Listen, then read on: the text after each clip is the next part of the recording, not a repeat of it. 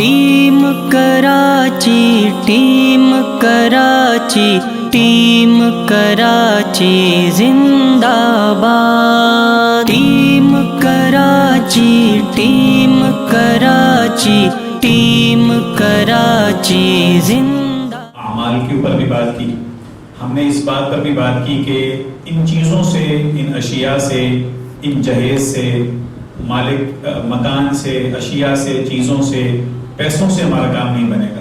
ایک بڑا اچھا وظیفہ ہے، ہمارے اساتذہ فرماتے ہیں کہ اگر صبح شام ایک تسبیح ہو جائے، لیکن یہ تسبیح باقاعدہ اگر جسے کہیں کہ استحضار کے ساتھ اور اپنے مطلب کے ساتھ ہو جائے تو پھر یہ بات جو میں نے آپ سے کی نہیں، بات سمجھ میں آئے گی۔ کسی سے میرا کام نہیں بنے گا، میرا کام تو میرے اللہ کے بنانے سے بنے گا، لا الہ الا اللہ۔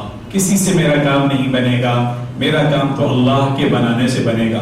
ان چیزوں سے، مکان سے، شوہر کے کمانے سے، جائیداد سے، میرے زیورات سے، جہیز کے سامان سے، ملنے والے مہر سے میرا کام نہیں بنے گا، میرا کام تو اللہ کے بنانے سے بنے گا۔ تو اس تسبیح کو آپ سب لوگ، میری جو بہنیں بیٹھی ہیں، بیٹیاں بیٹھی ہیں جو اپنے اپنے گھروں کو جانے والی ہیں انشاءاللہ، آپ لوگ اس تسبیح کو صبح 100 مرتبہ اور رات کو سونے سے پہلے 100 مرتبہ پڑھ لیں۔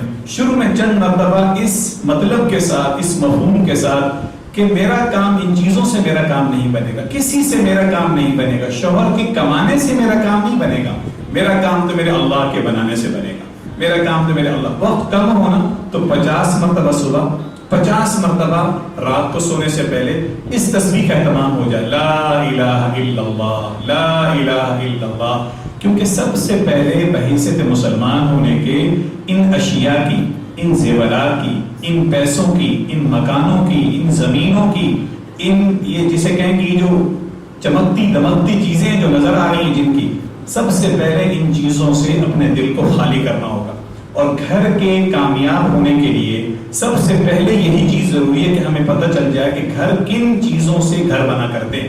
میں آپ کے سامنے دوبارہ بلکہ تیسری مرتبہ یہ بات عرض کر رہا ہوں کہ گھر، مسلمانوں کے گھر اعمال سے جوڑتے ہیں، مسلمانوں کے گھر ان اشیاء سے نہیں چلتے۔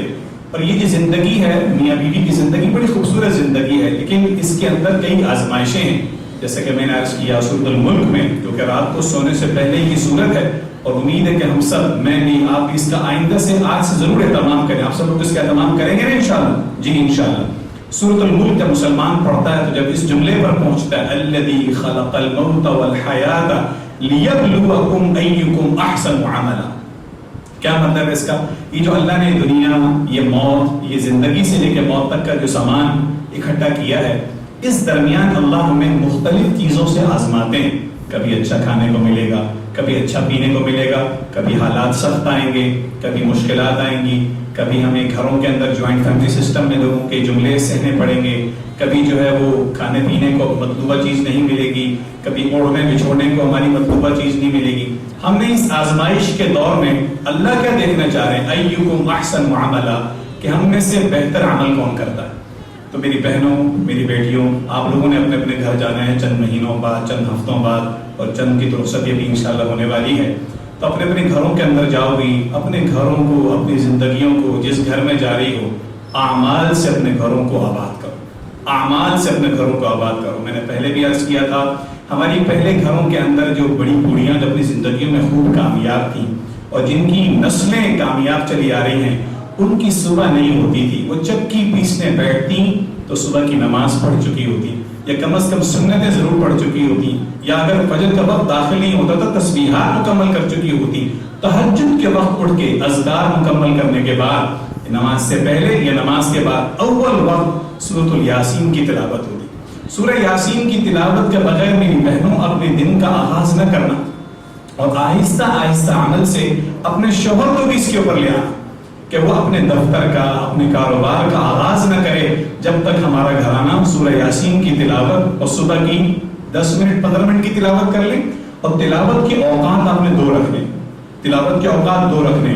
صبح اگر سستی ہے، کبھی دیر سے اٹھے، کام کا لوڈ زیادہ ہے، رات دیر سے سوئے تھے، تو ایک صبح کا وقت تلاوت کا رکھیں اور ایک وقت رات کا رکھیں، تاکہ رات کی تلاوت چھوٹ جائے تو صبح کی تلاوت ہو گئی، صبح کی تلاوت چھوٹ گئی تو رات کی تلاوت ہو گئی۔ لیکن بہرحال صبح کے وقت کی قدر خوب کرنی ہے ہم نے، صبح کے وقت مسنون دعائیں، مسنون اذکار کا اہتمام، صبح یاسین کی تلاوت، ہماری تلاوت ہو جائے، بہت اچھا ہو جائے. نماز اول وقت میں، ہماری بہنیں اول وقت میں کیوں؟ اس کے بعد اگر آپ جوائنٹ فیملی سسٹم میں، اکثر ہماری بہنیں جو کہ جا رہی ہیں، جو ہمیں علم ہوا آپ لوگوں کی اکثر شادیاں جوائنٹ فیملی سسٹم میں ہیں، صبح جلدی چائے پیئیں گے، ساس جلدی چائے پیئیں گی، آپ کے شوہر کو فیکٹری صبح 6 بجے 6:30 بجے جانا ہوگا، تو ایسا نہیں ہو سکتا کہ آپ ان اعمال کرنے کے بعد پھر گھر کے چونکہ کاموں میں آپ مشغول ہو جائیں گی تو پھر اس کے بعد تلاوت کا وقت نہیں ملے گا، اس کے بعد آپ کو اذکار کا وقت نہیں ملے گا، اس کے بعد تسبیحات کا وقت نہیں ملے گا.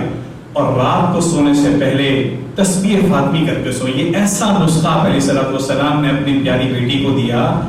آج کے دور میں اگر کوئی عورت یا کوئی مرد تھکاوٹ کا اور سستی کا اور جسے کہیں کہ جسمانی تھکاوٹ کا، ذہنی تھکاوٹ کا ہو، ہم کہتے ہیں وائٹامن کا ٹیسٹ کرا لو، کیلشیم کا ٹیسٹ کرا لو، آئرن کی تمہیں کمی ہے آپ شربت فولاد پیجئے، آپ CSE 1000 پیجئے، آپ وائٹامن کے انجیکشن لگا لیجئے. یہ چیزیں سب اپنی جگہ ہیں، ہم اس کا انکار نہیں کر رہے، ہم معالجین کی اس علاج کا انکار نہیں کر رہے کہ جی کیلشیم، وائٹامن، آئرن، لیکن آپ علیہ الصلوۃ والسلام نے اس سے بڑھ کر ایک دوا دی ہے.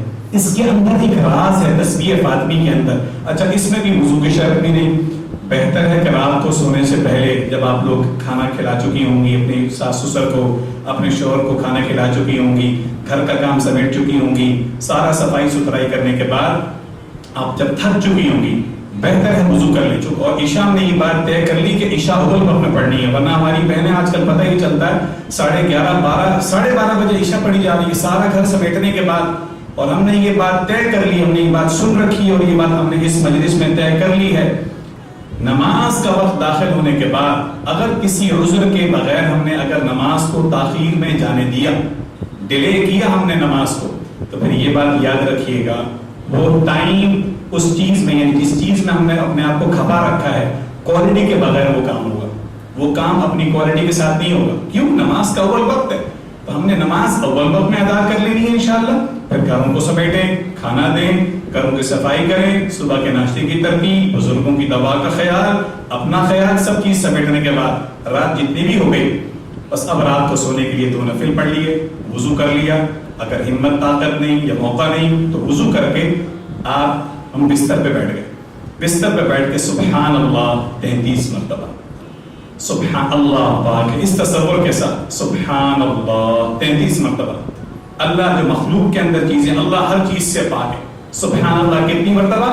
بالکل صحیح 33 مرتبہ. الحمدللہ، اللہ تعالیٰ کی نعمتوں کا شکر.